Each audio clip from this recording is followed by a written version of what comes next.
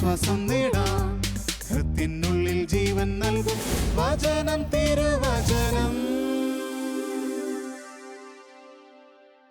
യേശുവിൽ സ്നേഹമുള്ള സഹോദരങ്ങളെ, സംഖ്യയുടെ പുസ്തകത്തിൽ 12-ാമത്തെ അധ്യായത്തിൽ 1 മുതലുള്ള തിരുവചന ഭാഗങ്ങൾ നമ്മൾ ഇന്ന് കാണുകയാണ്.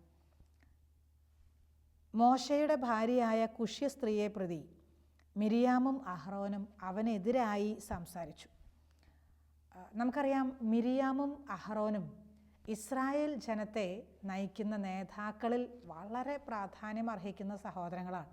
നല്ല നേതാക്കന്മാരാണ് രണ്ടുപേരും, നമ്മുടെ അഹ്റോനും മിരിയാമും. അപ്പം ഇങ്ങനെ മോശയോട് ചേർന്ന് നിന്ന് ജനത്തെ നയിക്കേണ്ടവരാണ് ഇവർ. എങ്കിലും മോശയ്ക്കെതിരെ സംസാരിക്കുകയാണ്. കാരണം എന്തു ആയിക്കൊള്ളട്ടെ, കുഷ്യ സ്ത്രീയെ പ്രതി എന്നൊക്കെയാണ് ഇവിടെ കാരണം പറയുന്നത്. എങ്കിൽ പോലും എന്ത് കാരണമാണെങ്കിലും മോശയ്ക്കെതിരെ സംസാരിക്കുന്ന 2 വ്യക്തിത്വങ്ങളെ, നേതാക്കളെ നമ്മൾ കാണുകയാണ്.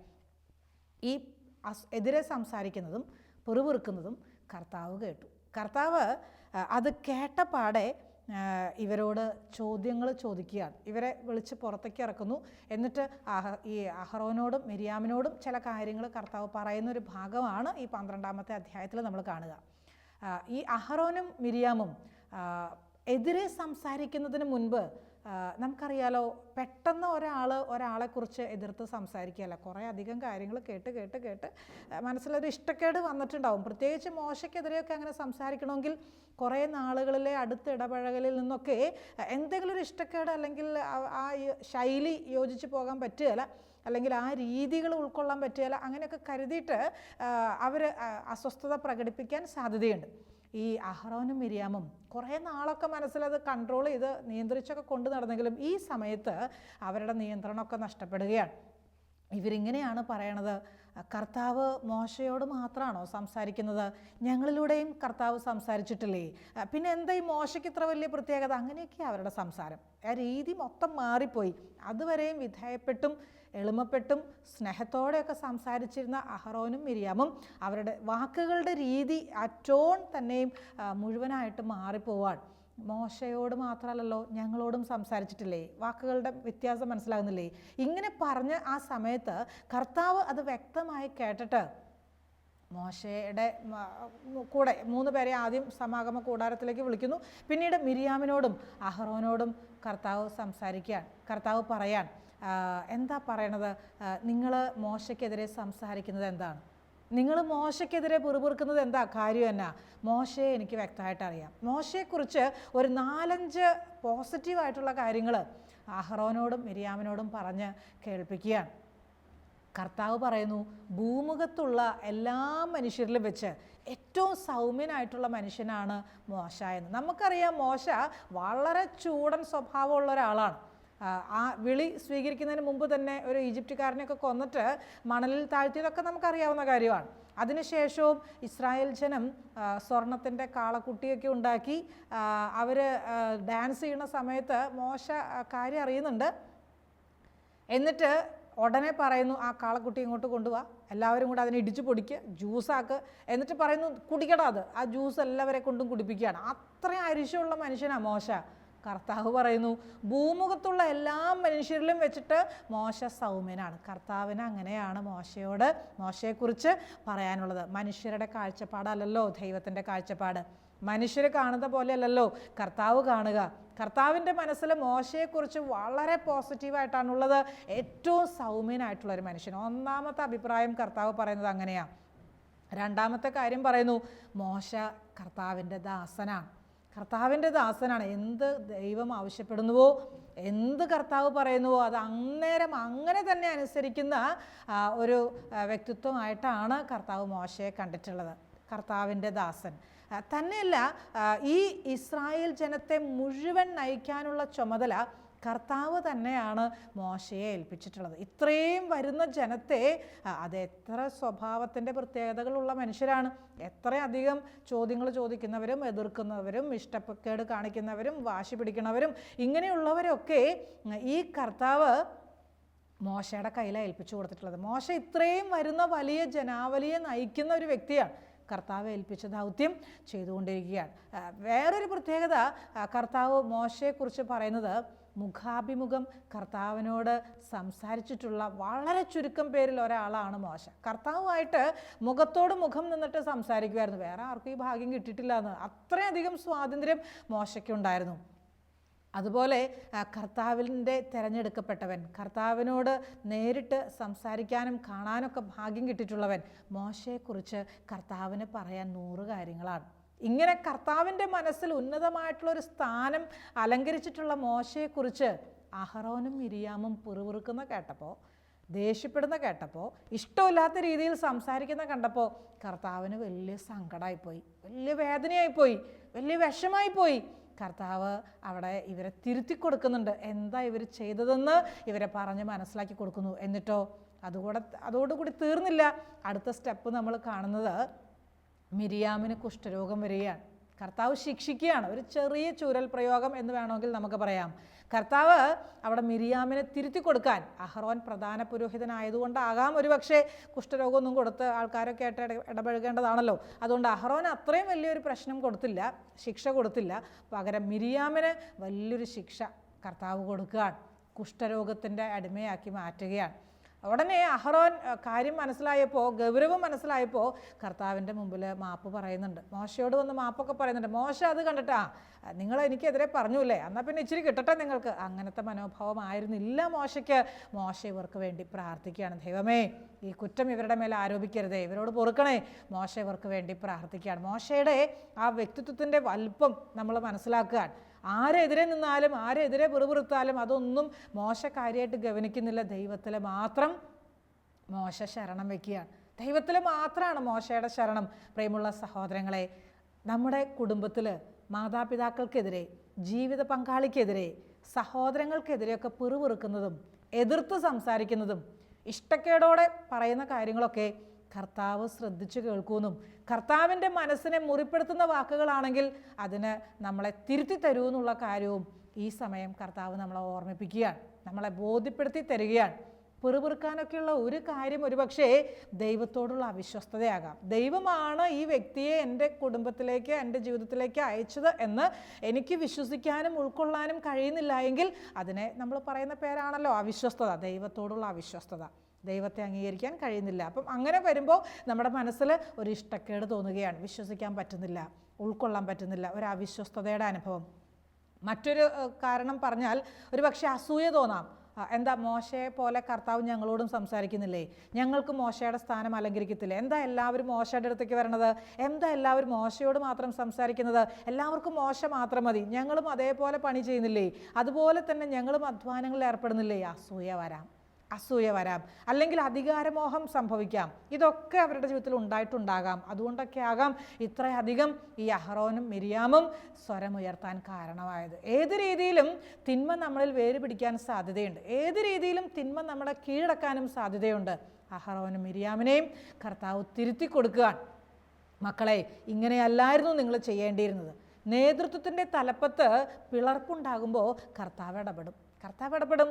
കുടുംബത്തെ നയിക്കുന്ന ഭാര്യയും ഭർത്താവും തമ്മിൽ പ്രശ്നം ഉണ്ടാകുമ്പോൾ കർത്താവ് ഇടപെടും. കർത്താവിൽ ആശ്രയിക്കുന്ന ഒരു കുടുംബമാണെങ്കിൽ നിർബന്ധമായിട്ടും കർത്താവ് അവിടെ ഇടപെട്ടിരിക്കും. എപ്പോഴും കർത്താവിനോട് ആലോചന ചോദിച്ച് കർത്താവിൻ്റെ ഇഷ്ടം മാത്രം നിറവേറ്റുന്ന ഒരു കുടുംബമാണെങ്കിൽ ആ കുടുംബത്തിൻ്റെ നേതൃനിരയിൽ നിൽക്കുന്നവരുടെ ഇടയിൽ പിളർപ്പുണ്ടാകാൻ തുടങ്ങിയാൽ കർത്താവ് അവിടെ ഇടപെടും എന്നുള്ളതിന് യാതൊരു സംശയവും വേണ്ട. കർത്താവ് മോശയ്ക്ക് വേണ്ടി നിലകൊള്ളുകയാണ്.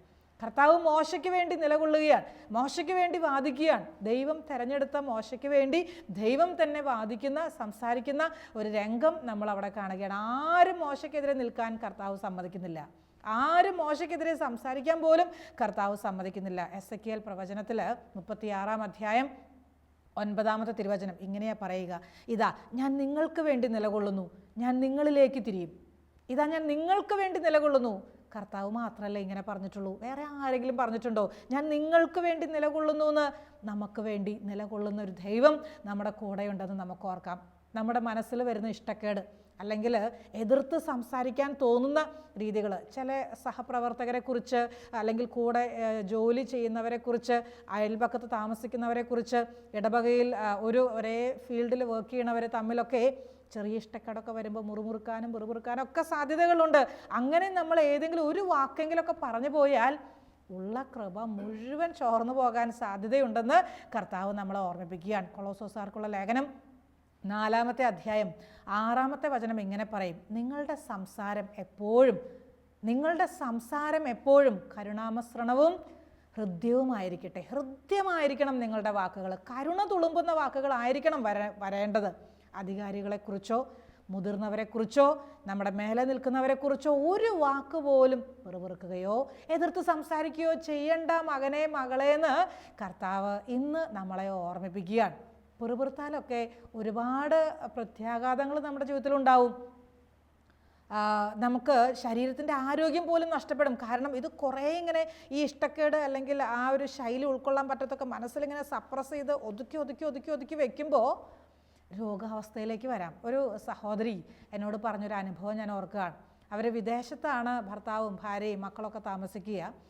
കുറച്ച് നാളങ്ങനെ താമസിച്ചൊക്കെ കഴിഞ്ഞപ്പോൾ നാട്ടിലുള്ള അമ്മ പറഞ്ഞു, മക്കളെ ഇവിടെ ആരും എന്നെ നോക്കാനില്ല, ഞാൻ അങ്ങോട്ട് വന്നോട്ടെ, എന്നെ നിങ്ങൾ അവിടെ ശ്രദ്ധിക്കാവോ, സംരക്ഷിക്കാവോ? ഇവർക്ക് വലിയ സന്തോഷമായി അമ്മ വരാമെന്ന് പറഞ്ഞപ്പം. അങ്ങനെ അമ്മയെ കൂട്ടി വിദേശത്ത് ഇവരെല്ലാവരും കൂടെ, അവർ താമസിക്കുന്ന ഒരു ഭവനം അത്ര വലിയ സൗകര്യമുള്ള ഭവനമല്ല, എങ്കിലും അഡ്ജസ്റ്റ് ചെയ്ത് പോകാവുന്നതേ ഉള്ളൂ. ഒരു കൊച്ചുമുറി, പിന്നെ ഒരു കിച്ചൺ, ചെറിയൊരു ഹാൾ, അത്രയ്ക്കൊക്കെ ഉള്ളൂ.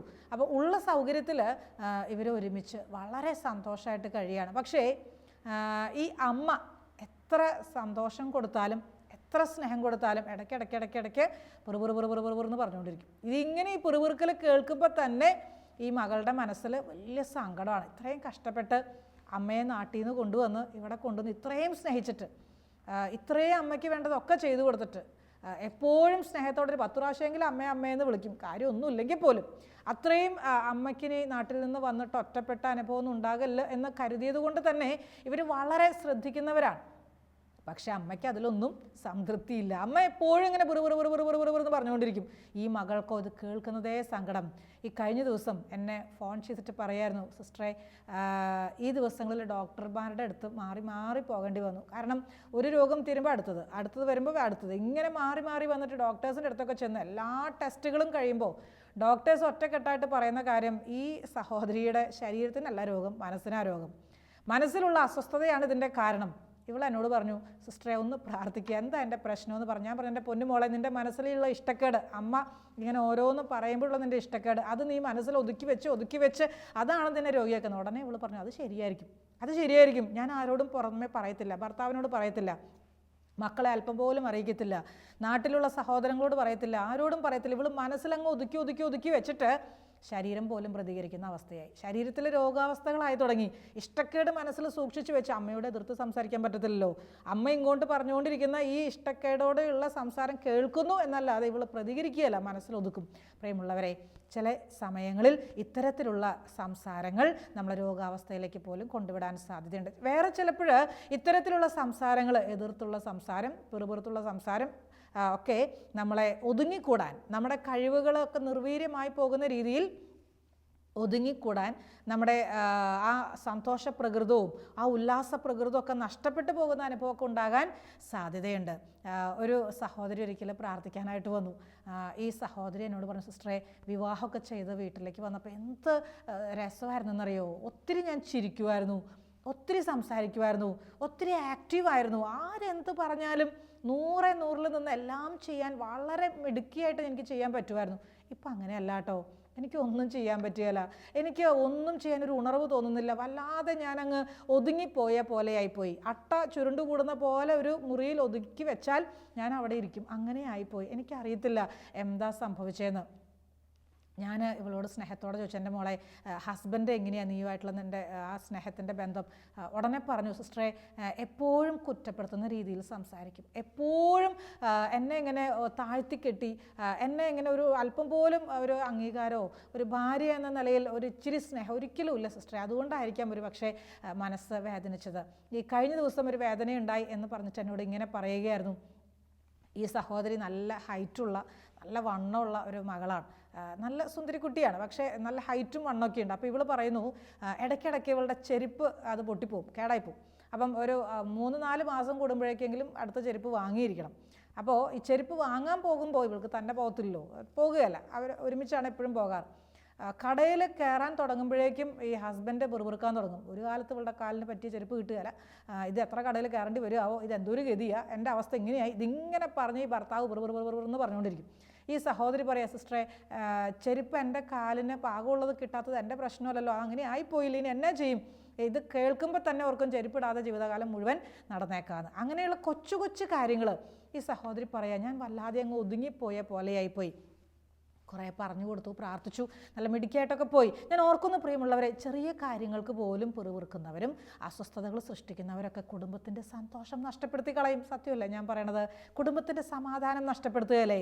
ഒരാൾ ഒരു കാര്യം, ഇഷ്ടമില്ലാത്തൊരു കാര്യം മറ്റൊരാൾ ഒന്നും അറിഞ്ഞിട്ടേ ഇല്ല അതിനെക്കുറിച്ച്, ആൾക്ക് ഇതിനെക്കുറിച്ച് ഒരു ഗ്രാഹ്യവും ഇല്ല, എങ്കിലും നമ്മൾ പറയുമ്പോൾ ആ നെഗറ്റീവ് എനർജിയാണ് അതങ്ങ് സ്പ്രെഡ് ആവുക. നെഗറ്റീവ് എനർജി അങ്ങ് പടർന്ന് പിടിക്കുന്ന പോലെയാവും. പെട്ടെന്ന് ആ കുടുംബത്തിൽ അല്ലെങ്കിൽ ആ സമൂഹത്തിൽ അല്ലെങ്കിൽ ആ ജോലി സ്ഥാപനത്തിലൊക്കെ പെട്ടെന്ന് ഈ നെഗറ്റീവ് എനർജി അങ്ങ് പടർന്ന് പിടിക്കുകയാണ്.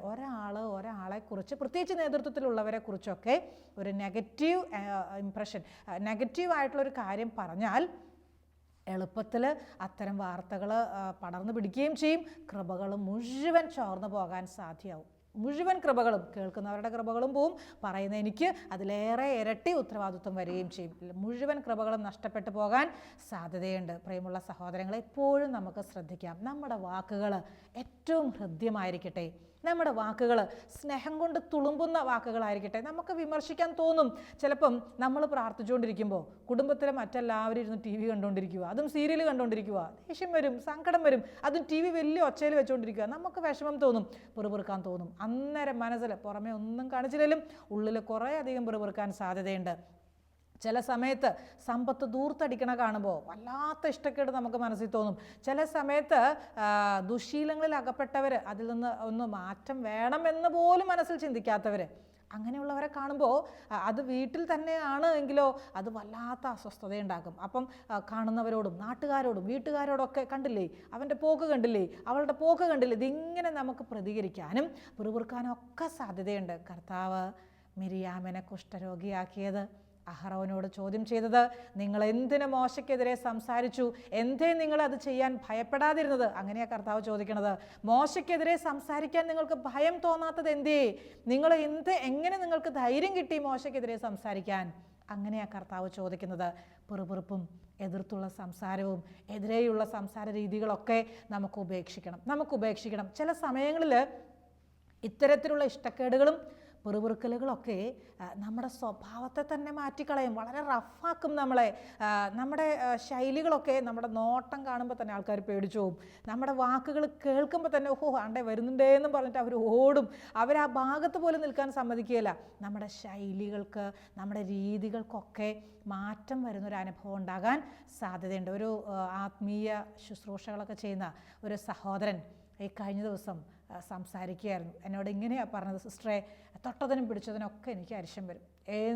ആരെ എങ്ങനെ ചെയ്താലും നല്ല കാര്യം മാത്രമാണ് ചെയ്യണത്, അവർ നിഷ്കളങ്കമായിട്ടാണ് ചെയ്യണത്, അവർ ആത്മാർത്ഥതയോടെയാണ് ചെയ്യണത്, അതൊക്കെ എനിക്കറിയാം, 100% ആത്മാർത്ഥത ഉണ്ടെന്ന് എനിക്കറിയാം. പക്ഷെ ഞാൻ അവരുടെ ഓരോ പ്രവൃത്തിയെയും ഇങ്ങനെ അറുത്ത് മുറിച്ച് വരച്ച് കുറുക്കി അതിൻ്റെ മുഴുവൻ പോസ്റ്റ്മോർട്ടം ചെയ്ത് ഞാൻ അവരെ കുറ്റം വിധിക്കും, ഞാൻ അവരെ പറയും. ഒരു ഭയവുമില്ല. ആരോടാണെങ്കിലും എനിക്കിഷ്ടക്കേട് തോന്നിയാൽ ഞാൻ പറയും. ആ വാക്കുകൾ അവരൊരിക്കലും മറക്കാനും സാധ്യതയില്ല. അതുപോലെ ഞാൻ പറയും, എനിക്കിതൊരു മാറ്റം വേണമെന്നുണ്ട്, ഈ സ്വഭാവത്തിൽ നിന്നൊരു മാറ്റം വേണമെന്നുണ്ട്. ഈ സഹോദരനോട് ചോദിച്ചു വന്നപ്പം പറയായിരുന്നു, ഇദ്ദേഹത്തിൻ്റെ കുഞ്ഞുനാളിൽ വല്യപ്പനാണ് വളർത്തിയത്. അപ്പം അന്നൊക്കെ വളരെ വർഷങ്ങൾക്ക് മുമ്പാണ് 5 രൂപയൊക്കെ എപ്പോഴും കട്ടെടുക്കുമായിരുന്നു. 5 രൂപ എന്നൊക്കെ പറഞ്ഞാൽ അന്ന് 5000 രൂപയുടെ വിലയുണ്ട്. അപ്പോൾ അത്രയും രൂപ ഇടയ്ക്കിടയ്ക്ക് കട്ടെടുത്ത്, വീട്ടിൽ വലിയ സാമ്പത്തിക നിലവാരമൊക്കെ ഉള്ളതുകൊണ്ട് അത്രയും പൈസയൊക്കെ കട്ടെടുക്കും. ഈ വല്യപ്പനാണെങ്കിലോ ഇതറിഞ്ഞാൽ അന്ന് രാവിലെ മുതൽ വൈകുന്നേരം വരെ അടി, ചൂരലെടുക്കുന്നു, വടിയെടുക്കുന്നു, പറ്റാവുന്നത് കൊണ്ടൊക്കെ അടിയാണ്. എത്ര അടി കിട്ടിയാലും സ്വഭാവം മാറ്റുകയില്ല. പിന്നെയും കട്ടെടുക്കും. അങ്ങനെയുള്ളൊരു രീതി. പിന്നീട് പ്രായപൂർത്തിയൊക്കെ ആയപ്പം അതൊക്കെ നിർത്തി. എങ്കിലും ഈ സഹോദരൻ പറയുക, സിസ്റ്ററെ, കൊച്ചുനാളിൽ ഒരു പക്ഷേ അമിതമായിട്ടുള്ള ശിക്ഷണങ്ങൾ കിട്ടിയത് കൊണ്ടാകാം ഞാൻ ഇങ്ങനെയായിപ്പോയി. ഒത്തിരി ഇഷ്ടക്കേട് തോന്നിയിട്ടുണ്ട്, ഒത്തിരി പിറുപിറുക്കാൻ തോന്നിയിട്ടുണ്ട്, എന്തൊരു ജീവിതം ഇങ്ങനെയെന്ന് തോന്നിയിട്ടുണ്ട്, എങ്ങനെ ഈ വീട്ടിൽ നിൽക്കാൻ തോന്നിയിട്ടുണ്ട്, എവിടേക്കെങ്കിലും ഇറങ്ങിപ്പോയാൽ മതി എന്ന് ഓർത്തിട്ടുണ്ട്. പലപ്പോഴും മനസ്സ് തളർന്നിട്ടുണ്ട്. ഒരു പക്ഷേ എൻ്റെ സ്വഭാവത്തിൻ്റെ രീതി മാറിപ്പോയത് ഇങ്ങനെയുള്ള ഇഷ്ടക്കേടുകൾ മനസ്സിൽ സൂക്ഷിച്ചതുകൊണ്ടാകാം. ഞാൻ അങ്ങനെ മനസ്സിലാക്കുന്നു. കുറേയധികം സമർപ്പിച്ചു, പ്രാർത്ഥിച്ചു. ഈ സഹോദരൻ ഒത്തിരി സമയം ഇരുന്ന് കർത്താവിൻ്റെ മുമ്പിലിരുന്ന് കരയുന്ന കണ്ടു. കർത്താവ് ഹീൽ ചെയ്തിട്ടുണ്ട്, സൗഖ്യം കൊടുത്തിട്ടുണ്ട്. പിന്നീട് നാളുകൾക്ക് ശേഷമൊക്കെ കണ്ടപ്പോൾ പറയുകയായിരുന്നു, ഈശോ തൊട്ടു കേട്ടോ, ഈശോ സൗഖ്യം തന്നു, ഒത്തിരി മാറ്റം വന്നു ജീവിതത്തിൽ. പ്രിയമുള്ള സഹോദരങ്ങളെ, നമ്മുടെ ജീവിതത്തിൽ ഇഷ്ടക്കേടുകളൊക്കെ വരാം. ഈ ഇഷ്ടക്കേടുകൾ മാറ്റിയെടുക്കണമെങ്കിൽ ഈശോ നിറയണം മനസ്സിൽ. എൻ്റെ ഉള്ളിൻ്റെ ഉള്ളിൽ ഈശോ ഉണ്ടെങ്കിൽ നമുക്ക് പിന്നെ ഇതൊന്നൊരു വിഷയമല്ല. ആരെങ്ങനെ നിന്നാലും, ആരെങ്ങനെ പ്രവർത്തിച്ചാലും, ആരെന്ത് പറഞ്ഞാലും നമുക്കത് വിഷയമല്ല. എൻ്റെ ഉള്ളിൽ ഈശോ നിറഞ്ഞാൽ, ആ ദൈവിക സാന്നിധ്യമാണ് എന്നെ നയിക്കുന്നതെങ്കിൽ ആരെന്ത് പറഞ്ഞാലും. ചില ഭാര്യമാർ ഭർത്താക്കന്മാരുടെ ചെവിയിൽ ഇങ്ങനെ നേരം വെളുത്ത് വൈകുന്നേരം വരെ പറഞ്ഞുകൊണ്ടിരിക്കും. ഒരു സ്വസ്ഥതയും കൊടുക്കുകയല്ല. ഒത്തിരി പേരറിയാം. ചില ഭർത്താക്കന്മാർ ഇങ്ങനെയൊക്കെ തന്നെയാണ്. ചില അമ്മായിമ്മമാർ, ചില സഹോദരങ്ങൾ, അവരുടെ ശൈലി അങ്ങനെയാണ് എന്നങ്ങ് അതങ്ങ് വിട്ട് കളഞ്ഞാൽ, ഒരു ചെവി കൂടെ കേട്ടു, മറ്റേ ചെവി കൂടെ കളഞ്ഞു, നമ്മളങ്ങ് ഫ്രീ ആക്കിയാൽ നമ്മളിൽ കൃപകൾ വളരുകയാണ്, നമ്മളിൽ ദൈവിക സാന്നിധ്യം നിറയുകയാണ്. ഈശോ നമ്മുടെ ഉള്ളിൻ്റെ ഉള്ളിൽ നിറഞ്ഞെങ്കിലേ ഈ സാഹചര്യങ്ങളൊക്കെ അതിജീവിക്കാൻ പറ്റൂ. ഈശോ നമ്മുടെ കൂടെ ഉണ്ടെങ്കിലേ നമുക്കൊപ്പം നിൽക്കുന്നവരെ, നമ്മുടെ അധികാരസ്ഥാനത്തിരിക്കുന്നവരെ, നമ്മുടെ മുതിർന്നവരെയൊക്കെ അംഗീകരിക്കാനും ആദരിക്കാനും സ്നേഹിക്കാനും ബഹുമാനിക്കാനും നമുക്ക് സാധിക്കത്തുള്ളൂ. പ്രിയമുള്ള സഹോദരങ്ങൾ, ഒരിക്കലും ഒരു കാരണവശാലും മറ്റൊരാളെക്കുറിച്ച് അപവാദം പറയാൻ, അല്ലെങ്കിൽ ഇല്ലാത്തത് പറയാൻ, ഉള്ളതുപോലും നെഗറ്റീവായിട്ടുണ്ടെങ്കിൽ പോലും അത് പറയാതിരിക്കാൻ ഒരു കൃപ എനിക്ക് തരണമേ എന്ന് നമുക്ക് പ്രാർത്ഥിക്കണം. നമ്മുടെ കുടുംബങ്ങളിൽ സന്തോഷത്തോടെ സംസാരിക്കുന്നവരെ മറ്റുള്ളവർ ആഗ്രഹിക്കും. നമ്മുടെ സ്ഥാപനത്തിൽ ഒരു സ്നേഹത്തോടെയും സന്തോഷത്തോടെയൊക്കെ സംസാരിക്കുന്നവരെ മാത്രമേ എല്ലാവരും ഇഷ്ടപ്പെടുകയുള്ളൂ. എപ്പോഴും പിറുപിറുക്കണവരും, എപ്പോഴും ദേഷ്യത്തോടെ പെരുമാറുന്നവരും സംസാരിക്കുന്നവരും അവരുടെ അടുത്തേക്കൊന്നും ആരും ചെല്ലുകയില്ല. അങ്ങനെയുള്ളവരുടെ അടുത്തേക്ക് ആരും മിങ്കിൾ ചെയ്യാൻ വരികയില്ല. അവരവരുടെ വഴി, എനിക്ക് എൻ്റെ വഴി, അങ്ങനെ പറയത്തുള്ളൂ. എപ്പോഴും നമ്മുടെ വാക്കുകൾ ഹൃദ്യമായിരിക്കട്ടെ. പൗലോസ്ലീഹായുടെ വാക്കുകൾ മറക്കാതിരിക്കാം. നിങ്ങളുടെ സംസാരം എപ്പോഴും കരുണാമസൃണവും ഹൃദ്യവുമായിരിക്കട്ടെ. ഒരാളെക്കുറിച്ചും നമുക്ക് നെഗറ്റീവ് പറയണ്ട. ഒരു വൈദികനെക്കുറിച്ചും, ഒരു സിസ്റ്ററിനെക്കുറിച്ചും, ഒരു വചനപ്രഘോഷകനെക്കുറിച്ചും, ഒരു ആത്മായ സുഹൃത്തിനെക്കുറിച്ചും നെഗറ്റീവായിട്ട് പറയണ്ട. തെറ്റുണ്ടെങ്കിൽ പോലും നമ്മൾ ആരുമല്ലല്ലോ വിധിക്കാൻ. നമുക്ക് നമ്മുടെ കർത്താവിൻ്റെ കൈകളിൽ ആ വ്യക്തിയെ കൊടുത്ത് സമർപ്പിച്ച് പ്രാർത്ഥിക്കണം. നല്ലത് മാത്രം സംസാരിക്കാൻ, സ്നേഹത്തോടെയുള്ള വാക്കുകൾ മാത്രം പറയാൻ കർത്താവെ എന്നെ അനുഗ്രഹിക്കണമേ എന്ന് നമുക്ക് പ്രാർത്ഥിക്കണം. അങ്ങനെ നമ്മൾ മറ്റുള്ളവരുടെ നന്മകൾ കണ്ട് നന്മകൾ മാത്രം പറയുന്നവരായിട്ട് മാറുന്നുവെങ്കിൽ മാനസികമായി നമ്മൾ പക്വതയുള്ളവരായിട്ട് മാറും. സമൂഹത്തിൻ്റെ മുൻപിൽ ഉയർന്ന നിലവാരം പുലർത്താൻ നമുക്ക് സാധിക്കുകയാണ്. ആത്മീയ രീതിയിലും നിലവാരത്തിലും നമ്മൾ നല്ല കൃപയുള്ളവരായിട്ട് മാറുകയാണ്. നമ്മൾ ദൈവത്തിൻ്റെ പദ്ധതിയോട് സഹകരിക്കുന്നു, ദൈവത്തിൻ്റെ മുൻപിൽ നമ്മളെ തന്നെ വിശുദ്ധീകരിക്കാൻ വിട്ടുകൊടുക്കുന്നു, നമ്മൾ തന്നെയും കൃപയിൽ വളരുകയാണ്. അപ്പോൾ കർത്താവിൻ്റെ മുൻപിൽ ഏറ്റവും നല്ല രീതിയിൽ സ്നേഹത്തോടും സന്തോഷത്തോടും കൂടെ വ്യാപരിക്കാൻ ഒരു കൃപ തരണേന്ന് നമുക്ക് പ്രാർത്ഥിക്കാം. കുടുംബങ്ങളിൽ നമ്മുടെ സാന്നിധ്യം എപ്പോഴും സന്തോഷം കൊടുക്കുന്നതാകട്ടെ. നമ്മുടെ സ്ഥാപനങ്ങളിൽ നമ്മുടെ സാന്നിധ്യം എപ്പോഴും ഒരു അനുഗ്രഹമായിട്ട് മാറട്ടെ. നമ്മുടെ പ്രസൻസ്, നമ്മുടെ സാന്നിധ്യമൊക്കെ അനേകർക്കൊരു ഉണർവായി മാറട്ടെ, അനേകർക്കതൊരു കൃപയായിട്ട് മാറട്ടെ, അനേകർക്കതൊരു ശക്തിയായിട്ട് മാറട്ടെ. പ്രിയമുള്ള സഹോദരങ്ങളെ, നമുക്കതിനുള്ള കൃപയ്ക്കായി ഈശോയോട് ചോദിക്കാം. ആർക്കും എതിരെ പെറുപിറുക്കാതിരിക്കാൻ, ആർക്കും എതിരെ സംസാരിക്കാതിരിക്കാൻ എന്നെ അനുഗ്രഹിക്കണേ. എൻ്റെ നാവിനെ അവിടുന്ന് തൊട്ട് സുഖപ്പെടുത്തണം, അഭിഷേകം കൊണ്ട് പൊതിയണം. നമുക്ക് പ്രാർത്ഥിക്കാം. കരങ്ങൾ കൂപ്പി കണ്ണുകൾ അടച്ച്, കർത്താവേ, എൻ്റെ ആശയങ്ങളോട് മറ്റുള്ളവരെ ചേരാതെ വരുമ്പോഴും, എൻ്റെ പ്രതീക്ഷയ്ക്കൊത്ത് മറ്റുള്ളവർ ഉയരാതിരിക്കുമ്പോഴും, എനിക്കെതിരെ അവർ പദ്ധതികൾ തയ്യാറാക്കുന്നു എന്ന് ഞാൻ തിരിച്ചറിയുമ്പോഴും എതിർത്ത് സംസാരിക്കാനോ പെറുപിറുക്കാനോ എന്നെ അനുവദിക്കല്ലേ എന്ന് ഞാൻ പ്രാർത്ഥിക്കുന്നു. എപ്പോഴും എൻ്റെ വാക്കുകൾ ഹൃദ്യമാക്കാൻ, എപ്പോഴും സ്നേഹത്തോടെയുള്ള വാക്കുകൾ മാത്രം സംസാരിക്കാൻ എന്നെ അനുഗ്രഹിക്കണം ദൈവമേ. അതിനുള്ള വലിയ കൃപ എനിക്കിപ്പോൾ തന്നെ തരണം കർത്താവേ. നിത്യം പിതാവും പുത്രനും പരിശുദ്ധാത്മാവുമായ സർവേശ്വര എന്നേക്കും ആമേൻ.